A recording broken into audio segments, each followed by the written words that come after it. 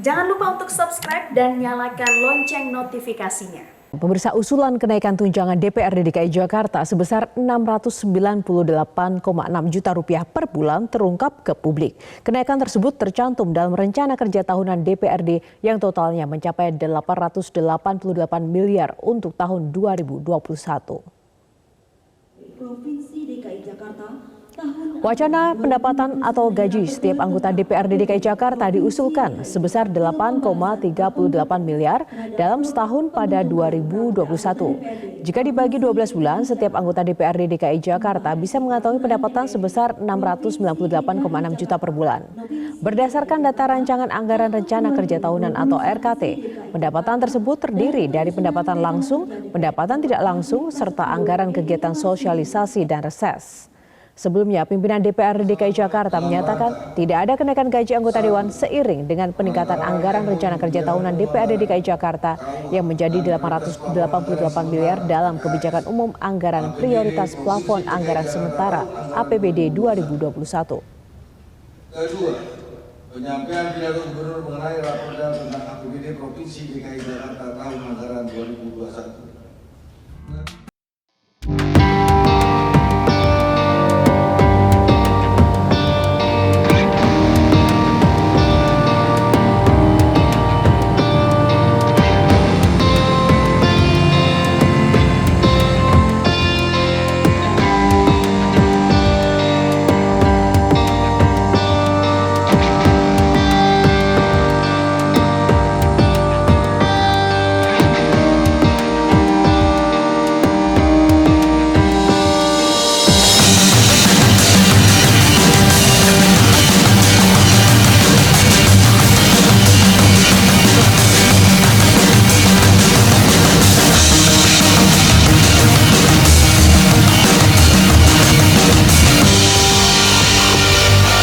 Pandemi dan juga kebutuhan anggaran untuk hal penting, DPRD DKI Jakarta justru merencanakan kenaikan anggaran gaji dan tunjangan tahun depan.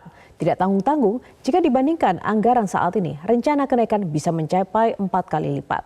Apakah kenaikan ini sudah sesuai dengan pemasukan PAD dan kinerja yang ditunjukkan DPRD dan Pemprov DKI? Jika kenaikan tersebut terrealisasi, mungkinkah rencana ini ditiru oleh DPRD daerah lain? Kita akan langsung membahasnya bersama Ray Rangkuti, Direktur Lingkar Madani atau LIMA di Tangerang, Banten. Kita akan sapa Bung Ray, selamat pagi.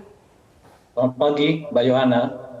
Ya, saya ingin mendengarkan tanggapan Anda pertama kali mendengar usulan atau wacana ini.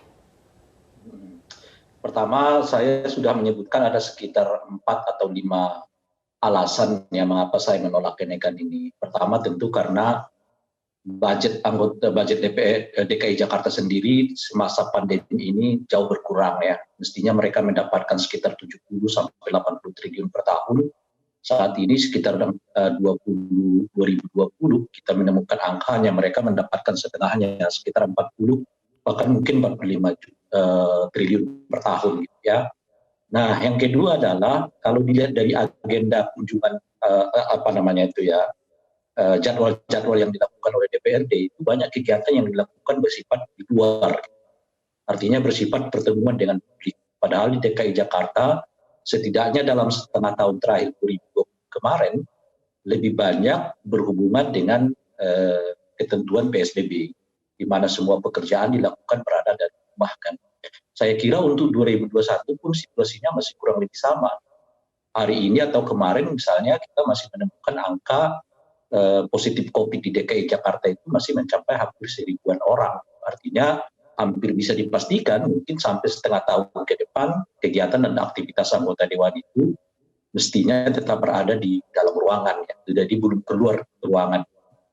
Nah, argumen yang ketiga adalah tentu karena penyakit COVID-nya sendiri. Dengan dana yang jauh berkurang ya sekarang ini dari sekitar 80-an triliun tadi sekitar hanya dapat 45 mungkin sampai 50 triliun per tahun sekali, memang sudah semestinya seluruh anggaran itu lebih banyak dialokasikan demi kepentingan penanggulangan dan pencegahan COVID-19. Nah, yang keempat, jangan lupa bahwa utang pemulihan ekonomi DKI Jakarta termasuk salah satu yang terbesar di Indonesia ya dibandingkan dengan daerah-daerah lain ke pemerintah pusat.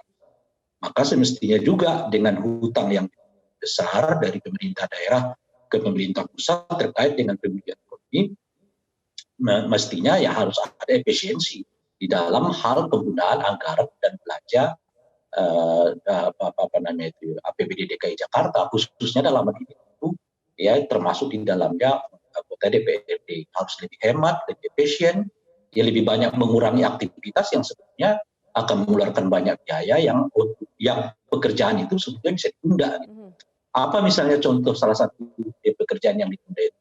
Kalau kita lihat misalnya di dalam rancangan APBD yang beredar di tengah masyarakat, untuk alokasi sosialisasi, entah itu sosialisasi perda, sosialisasi kebangsaan, macam-macam, jauh lebih besar misalnya di tunjangan reses. Tunjangan reses itu seingat saya cuma sekitar 120 atau 140 juta per tahun, itu kalau dibagi 12 hanya sekitar 12 sampai 13 juta per bulannya gitu. Sementara anggaran untuk sosialisasi, ya itu raperda, ya sosialisasi itu kebangsaan bisa mencapai 40 juta setahun. Jadi anggaran sosialisasinya justru jauh lebih banyak dari tunjangan reses gitu. Padahal reses itu yang paling wajib dilaksanakan oleh anggota DPRD. Jadi ya. Ya, Pak Rey, walaupun tadi sempat dibantah oleh Ketua DPRD tidak ada kenaikan gaji ataupun tunjangan, bagaimana jika memang wacana ini terrealisasi seperti itu, dampak dan juga efeknya akan sejauh mana? Ya pertama, memang gaji tidak naik, tapi tunjangan-tunjangan lain naik. Dan aktivitas-aktivitas naik dengan sendirinya sebetulnya dari aktivitas itu sedikit banyak akan berimplikasi ya terhadap pemasukan anggota dewan. Kan kalau mereka reses ada sekian 140-an juta per tahun. Dari 140 juta itu dipotong sekian persen sebetulnya untuk kepentingan alokasi anggota dewannya pribadi. Gitu. Kalau ada sosialisasi yang budgetnya mencapai 20 sampai 30 juta per tahun, bukan per bulan malah gitu ya. Bahkan ada yang 40 juta per bulan. Nah dari setiap aktivitas itu mereka juga akan dapat salary dari situ, bagian dari situ. Jadi triknya sebetulnya udah ketahuan. Jadi nggak perlu tunjangannya atau katakanlah misalnya representasinya dinaikkan yang saat sekarang ini sekitar 2, sekian juta per bulan gitu, tapi dibuat aktivitas-aktivitas lain yang aktivitas lain itu dengan sendirinya berimplikasi secara personal kepada anggota DPRD. Ya. Jadi pemasukannya dari banyak tempat itu. Kalau misalnya dinilai memang tidak ada urgensinya dan ini wacana terus bergulir, mekanisme seperti apa yang memang bisa dilakukan untuk mencegah usulan-usulan seperti ini? Pertama tentu dari anggota DPR sendiri, mereka harus menarik kembali usulan itu. Dalam suasana seperti sekarang sebetulnya yang diperlukan itu adalah penghematan, efisiensi anggaran. Nah yang kedua tentu ya saya pribadi berharap Bu Anies Baswedan menolak juga kebijakan ini dilakukan. Gitu. Dulu kan pernah kejadian di zamannya Pak Ahok kan, Pak Ahok justru ya menolak dengan keras kebijakan kenaikan anggaran DPRD yang sampai sekarang kita kenal dengan istilah ini itu dasar pemahaman nenek lo ya gitu itu dulu gitu. Jadi harus ada juga ketegasan dari dari gubernur untuk menyatakan bahwa alokasi yang dianggarkan oleh DPRD ini nggak realistis dengan kondisi APBD kita di masa COVID-19 ini misalnya begitu ya. Nah yang ketiga nanti akan ada evaluasi Departemen Dalam Negeri.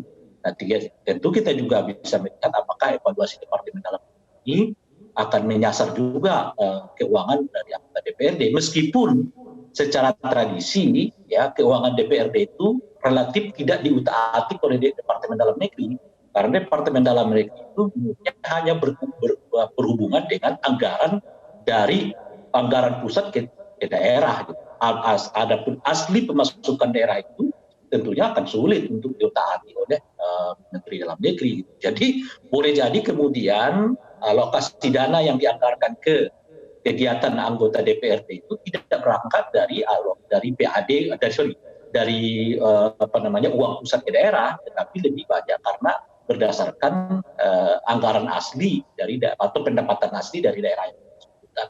Jadi kalau itu datangnya dari pendapatan asli, akan sulit bagi Departemen Dalam Negeri untuk melakukan ya revisi terhadap anggaran. Oke, baik. Yang terakhir, apakah menurut Anda bagaimana proses sistem pemantauan anggaran di DKI Jakarta sendiri atau mungkin di tingkat pemerintah daerah sampai sejauh ini? Adakah sesuatu yang mungkin harus diberikan catatan khusus begitu atau evaluasi? Kalau dulu itu kan di zamannya Pak Ahok kan jauh sebelum misalnya masuk ke rapat paripurna di DPRD. kita sudah bisa menikmati alokasinya sampai ke satuan-satunya. Kalau sekarang kan udah agak di ujung nih. Setahu saya sudah mulai akan rapat paripurna untuk mengesahkan RAPBD-nya. Jadi agak terlambat sebetulnya. Jadi sejatinya dikembalikan lagi sejak dari awal, kembali ke mekanisme awal. Ini misalnya budget anggota DPRD ini kan seperti nongol tiba-tiba ya. Nggak jelas dari mana asal-usulnya, siapa yang mengusulkan gitu ya. Sekarang anggota DPRD-nya saling lempar tanggung jawab ya. Ada yang merasa kami nggak mengusulkan, ada yang merasa semua sudah sepakat macam-macam. Dan saya kira harus kembali ke mekanisme awal, mekanisme di zamannya Pak Ahok, di mana sejak dari awal udah ketahuan tuh pokok-pokok pikiran dari anggota DPRD untuk mengusulkan budget ini. Sehingga dengan begitu akan kelacak fraksi mana yang mengusulkan terlebih dahulu, anggota mana yang mengusulkan terlebih dahulu. Apa benar misalnya PSI menolak sejak dari awal? Apa benar PSI setuju misalnya sejak dari awal? Itu ketahuan dari awal. Nah, kita berharap ya kalau bisa mekanisme ya transparansi penganggaran ya, atau alokasi anggaran di DKI Jakarta itu kembali ke format seperti yang sudah dilakukan di zamannya Pak Ahok dahulu. Sejak dari awal udah ketahuan, bahkan bisa dilacak siapa yang ngusulin nih, gitu kira-kira. Kalau sekarang kan seperti nggak ketahuan siapa yang ngusulinnya, tiba-tiba udah pada setuju aja. Sehingga kalau ketahuan siapa yang ngusulnya, ya tentu kita berharap orang ini akan mendapat sanksi politik dari masyarakat masa yang akan datang. Baik, terima kasih Pak Ray Rangkuti, Direktur Lingkar Madani untuk ulasan dan juga pembahasannya bersama Mitra Pagi Prime Time. Selamat pagi. Pagi, Mbak Yohana.